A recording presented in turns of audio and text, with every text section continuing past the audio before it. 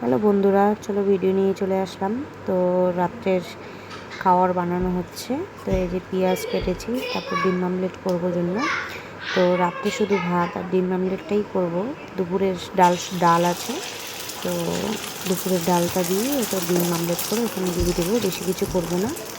তো এই যে দেখতে পাচ্ছ ডিম আমলেট করছি। তো পাশে গ্যাসে ভাত বসিয়েছি, তারপর আর বেশি কিছু করবো না।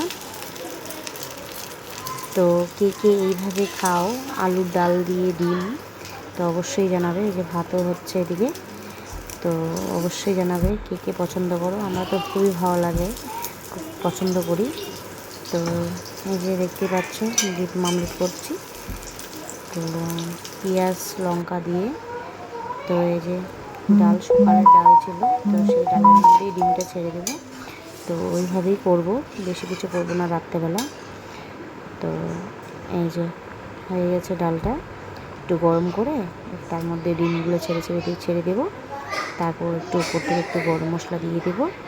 বাস, রাত্রের এইটুকুই রান্না, বেশি কিছু না। আর হলো তোমার আলু সিদ্ধ দিয়েছি, তো আলু সিদ্ধ করব, তোমার হলো আলু মাখা করব, আর এই ডিম দিয়ে ডালটা, বাস আর কিছুই না। তো কে কে এইভাবে খেতে ভালোবাসো অবশ্যই জানাবে, আর কারা কারা খাও বাড়িতে এইভাবে অবশ্যই জানাবে, তাই না? তো এই যে দেখতে পাচ্ছ ডিম ছেড়ে দিয়েছি, তারপর একটু যে গরম মশলা দিয়েছি, গরম মশলা দিয়ে তারপর নামিয়ে ফেলবো। তারপর আমার বাপের বাড়িতে তো হোটেল আছে, বানেশ্বর মোড়ে রায় হোটেল, চেনো?